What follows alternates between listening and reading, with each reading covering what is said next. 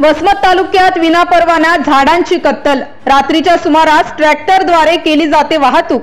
झाडे लावा झाडे जगवा हे ब्रीदवाक्य वसमत तालुक्यात केवळ कागदावरच पाहायला मिळते। स्वार्थापोटी येणारी पिढी बर्बाद करणाऱ्या लोकांवर न प्रशासनाचा धाक आहे न लोकप्रतिनिधींचा। वसमत शहरात रोज 50 ते 60 ट्रॅक्टर तोडलेली झाडे घेऊन वीटभट्टी व आरामशीनला पुरवतात। विशेष म्हणजे हा सर्व प्रकार संबंधित विभाग उघड्या डोळ्यांनी पाहतो।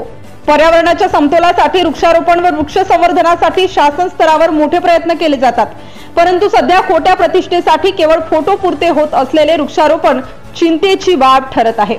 याउलट वृक्षारोपण व वृक्ष संवर्धन सोडाच, परंतु मोठ्या जातीचे व अधिक वयाचे झाडे सर्रास तोडून व्यावसायिकांना विकली जात आहेत।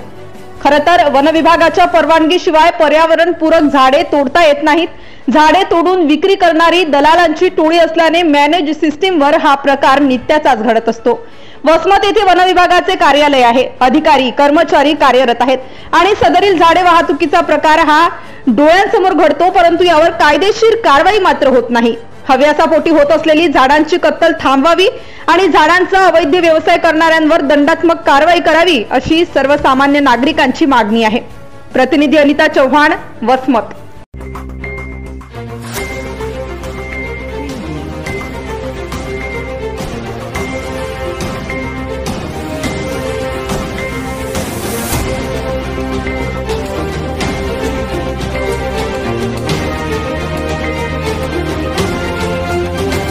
ATV न्यूज, बातमी जनकल्याणाची।